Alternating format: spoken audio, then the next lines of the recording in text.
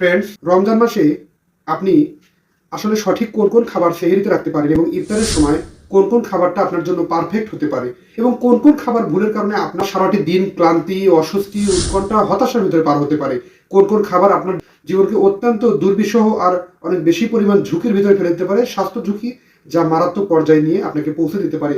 অত্যন্ত দুর্বল, অনেক বেশি পরিমাণ ক্লান্তি, হতাশা আর এই অস্থিরতা কাটিয়ে দিতে সক্ষম এই বিশেষ আজকের এই আলোচনাটা। বুঝতেই পারছেন কতটা জরুরি। কোন কোন খাবার আপনি সেহরিতে গ্রহণ করলে আপনার শরীরে দুর্বল লাগবে না, ক্লান্তি ভাব আসবে না তেমন একটা, আর আপনি স্বস্তিতে ফিরে পাবেন এবং আপনার দেহের এই স্বস্তি ফেরাতেই আজকের গুরুত্বপূর্ণ আলোচনা। এবং আপনি সঠিক নিয়মটি আজকে জানতে পারবেন আজকের সম্পূর্ণ আলোচনাতেই। আর সঠিক নিয়মটি জেনে ভুল নিয়ম বদলে নিলেই কিন্তু আপনি দিব্যি ভালো থাকতে পারেন রমজান মাসেও। আপনার শরীর সুস্থ, ফিট এবং আপনার সকল প্রকার রোগ এবং ভয়ঙ্কর সব রোগ থেকে আপনি দিব্যি ভালো থাকতে পারেন। বুঝতেই পারছেন কতটা গুরুত্বপূর্ণ আজকের আলোচনাটা, তাই না কেটে গুরুত্বপূর্ণ আজকের আলোচনাটা সম্পূর্ণরূপে দেখবেন। যারা সময়ের স্বাস্থ্য কথা চ্যানেলটি সাবস্ক্রাইব করেন তারা অবশ্যই চ্যানেলটি সাবস্ক্রাইব করে পাশে থাকা বেল আইকনে ক্লিক করে নিয়মিত আপডেট নেবেন। চলুন গুরুত্বপূর্ণ আলোচনাতে চলে যাওয়া যাক। রমজান মাসের রোজা রাখা অবস্থায় কিছু সেহরির বিশেষ ভুল যেগুলো চোখে পড়ার মতো এবং আপনার জীবনকে মারাত্মক কিছু স্বাস্থ্য ঝুঁকির ভিতরে ফেলে দিতে পারে। সেহরিতে ভুল খাবার গ্রহণ শুধু খাবারই না, আপনার কিছু ভুল নিয়মকানুন আপনার জীবনকে ব্যাপক পরিমাণ স্বাস্থ্য ঝুঁকিতে ফেলছে। আপনি জানেন কি? এটি আপনাকে অনেক বেশি পরিমাণ শুধরে নেওয়া জরুরি। সেহরিতে কি কি ভুল খাবার সেই সম্পর্কে আগে চলুন জেনে নেই। শুধু ভাত কিংবা চা, কেউ বা কফি, বিভিন্ন প্রকার খাবার গ্রহণ করে, কেউ বা শুধুমাত্র রুটি গ্রহণ করছে। আপনি জানেন কি যে কার্বোহাইড্রেটের পরিমাণকে কমিয়ে সঠিকভাবে প্রোটিন নিশ্চিত করা গেলে আপনার দেহের দুর্বলতা অনেকাংশেই কমিয়ে আনা সম্ভব এবং এটি আপনাকে সুস্থ থাকতে সাহায্য করে। বিড়ি, সিগারেট কিংবা বিভিন্ন প্রকার চা, পান, জর্দা, গুল এই সমস্ত খাবারগুলো আপনার দেহটাকে দুর্বিষহ আর অনেক বেশি পরিমাণ রোগাক্রান্ত, ভারাক্রান্ত করে ফেলে।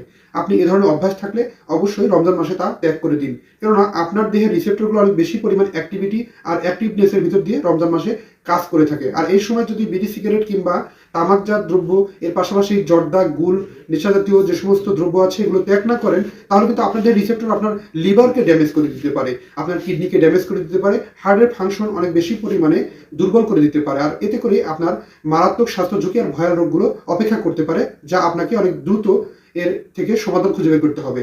আর এজন্যই আজকের সম্পূর্ণরূপ আলোচনাটা আপনার জন্যই। প্রথমেই আপনাকে নাস্তা সম্পর্কে আইডিয়া রাখা দরকার। আপনি আপনার সেহরির সময়ে অন্তত একটি পরিমাণ ডিম, ডাল কিংবা লাল চালের ভাত গ্রহণ করতে পারেন।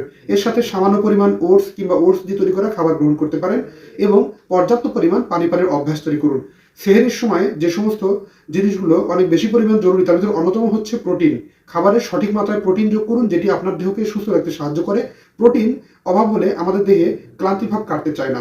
সেহরির সময় যদি পর্যাপ্ত প্রোটিন কেউ গ্রহণ করে, ডিম, দুধ, মাংস, ঘি, মাখন, পনির যে কোনো খাবার হতে পারে যেটি আপনার সহনশীল মাত্রায়। আর এটিকে যদি গ্রহণ করেন আপনার দেহের সঠিকভাবে প্রোটিন চাহিদা নিশ্চিত হয় আর এতে করে আপনার দেহের ক্লান্তিভাব আসতে দেয় না, শরীর থাকে সুস্থ। পানির কিছু মারাত্মক ভুল। পানির মারাত্মক ভুলগুলো আমাদের জন্য অনেক বেশি পরিমাণ জরুরি। একবারে বেশি পানি ইফতারের সময় কেউ গ্রহণ করবেন না। এতে আঁটসাঁট অবস্থা, বমি ভাব কিংবা গা গুলানো, অস্থির লাগা, ব্লাড প্রেশার আনকন্ট্রোল হয়ে যেতে পারে।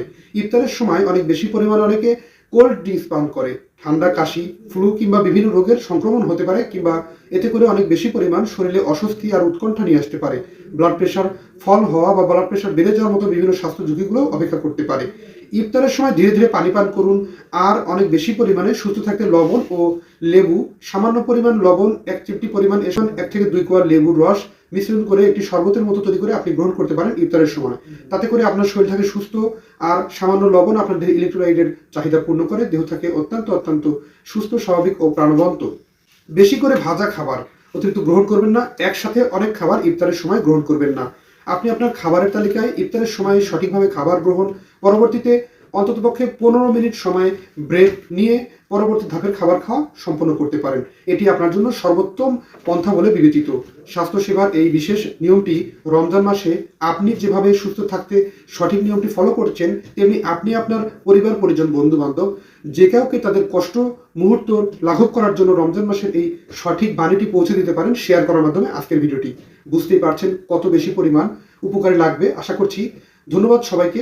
আজকের ভিডিওটি সম্পর্কে আপনার যদি কোনো কিছু জানার থাকে অবশ্যই কমেন্ট করতে ভুলবেন না। অনুষ্ঠানটি ভালো লাগলে লাইক, কমেন্ট, শেয়ার এবং সাবস্ক্রাইব করতে ভুলবেন না। আল্লাহ হাফেজ।